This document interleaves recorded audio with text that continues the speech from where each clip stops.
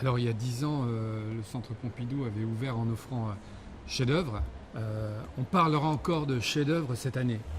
On parlera encore de chefs-d'œuvre en 2020, peut-être pas de la même manière puisque c'est pas une exposition comme c'était le cas à l'ouverture qui vient envahir tous les espaces du Centre Pompidou-Metz, mais c'est des chefs-d'œuvre disséminés tout au long de l'année à travers 5 expositions, notamment des sculptures, 50 sculptures choisies dans la collection du Centre Pompidou Paris par son directeur, qui sont montrées à partir déjà de la fin de cette année et tout au long de l'année 2020. C'est aussi des chefs-d'œuvre de Marc Chagall, des chefs-d'œuvre d'Yves Klein, de Lucio Fontana, des chefs-d'œuvre de Paul Gauguin, de Vassili Kandinsky, énormément de très grands artistes, de la modernité jusqu'à l'art contemporain, qu'on retrouve tout au long des expositions.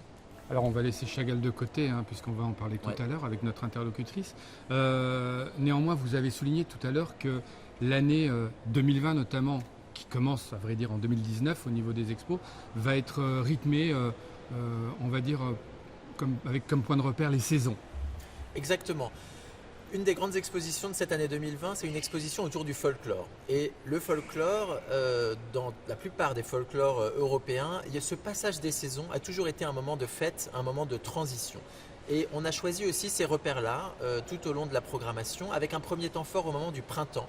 Donc c'est au mois de mars que les premières fleurs de cet anniversaire vont éclore. C'est ensuite juste avant l'été, au mois de mai. Déjà on prend un petit peu d'avance sur l'été. Au mois de mai, qu'il y aura beaucoup de festivités. Le mois de mai était aussi le mois d'ouverture il y a 10 ans. C'est le mois de la grande exposition autour d'Yves Klein notamment. Et ensuite on se retrouvera également à l'automne, à partir du mois d'octobre, pour d'autres grands projets, dont l'exposition Chagall. Donc le mois de mai, plein de surprises. Le mois de mai, plein de surprises. On ne dévoile pas tout. Il y aura des choses qui seront sorties du chapeau un peu au dernier moment parce qu'on veut aussi surprendre vraiment nos visiteurs. Mais effectivement, le mois de mai sera le mois des surprises au Centre Pompidou-Metz l'année prochaine. Vous l'avez dit également, hein, cette programmation exceptionnelle pour les 10 ans a été concoctée, mise au point par Emma Lavigne qui a quitté le centre cet été. C'est un joli cadeau de revoir. Absolument. C'est une programmation qui a été conçue par Emma Lavigne.